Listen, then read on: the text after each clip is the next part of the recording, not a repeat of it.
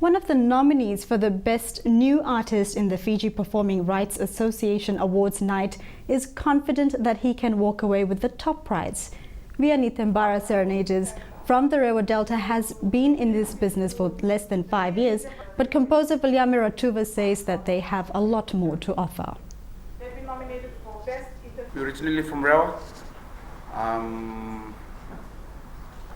We've been doing this recording from last year, and this is our second album. Ratuva says the failure of their first album has inspired them to do better in their second album.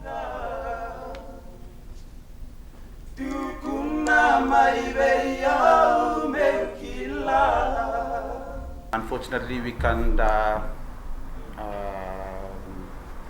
really hack it on the first album, so on our second album we